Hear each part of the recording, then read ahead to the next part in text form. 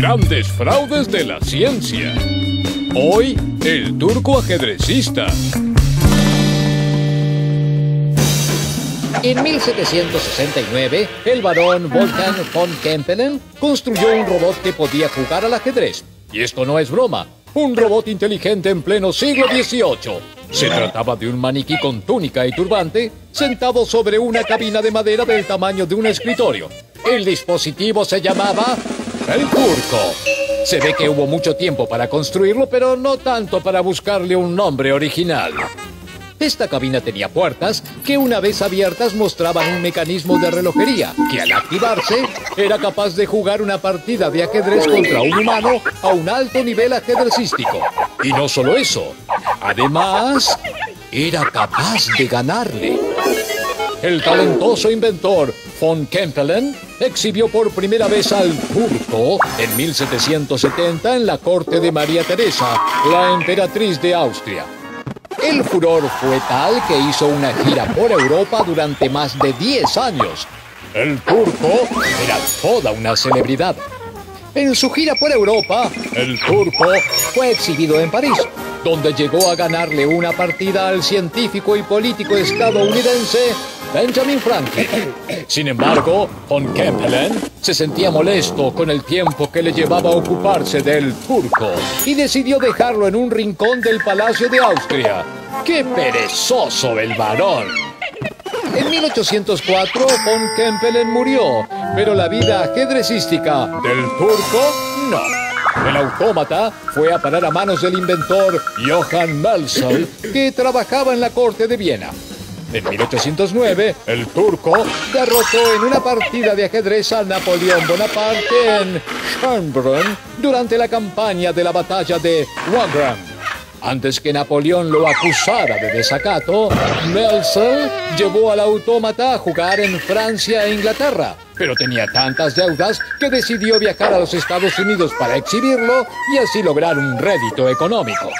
La gira en Estados Unidos fue un éxito y duró casi 10 años recorriendo el país. Incluso el famoso escritor Edgar Allan Poe escribió un ensayo sobre el Turco, aunque no lograba comprender cómo funcionaba. Melsel decidió llevar al Turco a Cuba como primera parte de un tour por Sudamérica. Fue entonces que William Schlumberger, secretario y confidente de Melsel, murió de fiebre amarilla. Con el tiempo, el resto del grupo que acompañaba al inventor lo abandonó. Solo y con el Turco a cuestas, Melsel se dedicó a beber a solas en su camarote hasta que fue hallado muerto cerca del final del viaje. Pero a la historia del Turco todavía le faltaban algunos capítulos.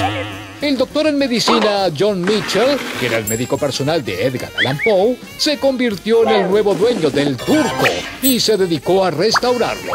Para el año 1840, el Turco estaba como nuevo y seguía presentándose en público. Pero el doctor Mitchell carecía del don para el espectáculo de Melsel y decidió donar al Museo Kehl de Filadelfia al mundialmente famoso Turco. En 1854, 85 años después de su construcción, el muñeco se destruyó en un incendio.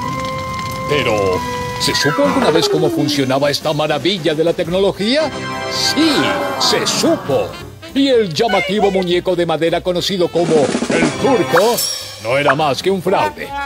En realidad, el maniquí era operado por un experto del ajedrez, para decirlo con más rigor.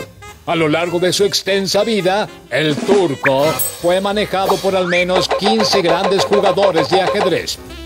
El secreto era que los compartimentos que estaban dentro de la cabina eran plegables. Y detrás del mecanismo de reloj que se veía, había un tablero de ajedrez secundario que el operador usaba para seguir el juego. El fondo del tablero principal tenía un resorte bajo cada cuadro y cada pieza contenía un imán. Este sistema permitía al ajedrecista de carne y hueso saber qué pieza había sido movida y dónde. El operador hacía su movimiento mediante un mecanismo que podía encajarse en el tablero secundario y que le indicaba al maniquí cómo mover.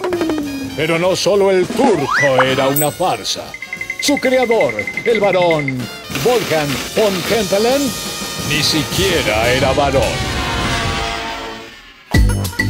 Proyecto G. Cuarta temporada.